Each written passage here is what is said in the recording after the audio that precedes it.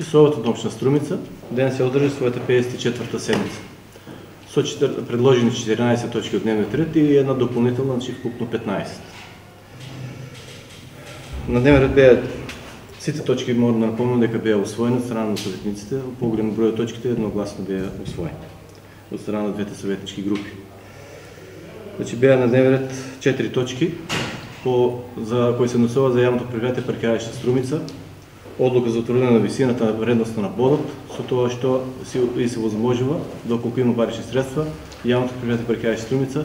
да на начин ги покачи платите. Тоа не е максимум кој што може да го покачат, но некоја сума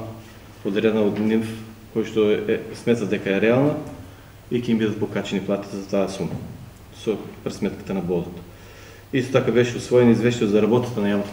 предпријатие Паркирајшта Струмица за првите 3 месеци од оваа текуна година, што се констатира дека предпријатието успешно работи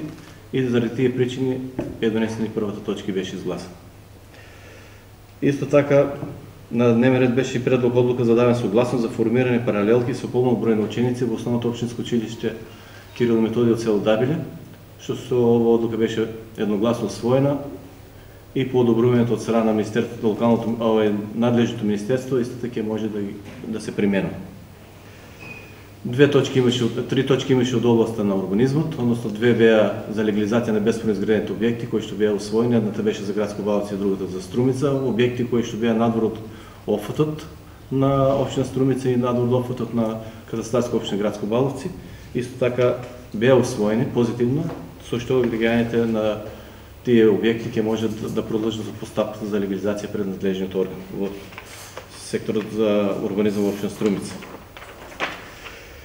На дневен ред беше и решение за разрешување избор на член на Комисијата за мандатни и прашања, избори и именувања, што беше разрешен досегашниот Костадин Костадинов, а на негово барање, а именуван новиот предлог беше усвоен Фатма Гюл за нов член на наведената комисија. На дневен ред беше и предлог одлуката за давање согласност за обезбедени финансиски средства за побојување на работни места во јавно предпријатие Струмица за 2017 година, истата беше усвоена, што тоа му дава можност да продолжи со постапката за работни места, да нема застој. 14 беше годишна сметка за јавното предпријатие Комунални дејности Комунални Струмица за 2016 година, со што се констатира дека предпријатието работи успешно и позитивно и беше усвоена од страна на Советот на општина Струмица. И дополнителната точка од дневниот ред беше 15-та точка, односно со кој се бараше да биде разрешен досегашниот член на Советот на општина Струмица господин Никола Пандев на негово барање. Оставката му беше поднесена до општина Струмица до архивот на 19.6.2017 година, затоа не беше на дневен ред со доставениот материјал, туку дополнително беше доставена како би можела да заврши постапката за разрешување и именување на нов член на Советот на општина Струмица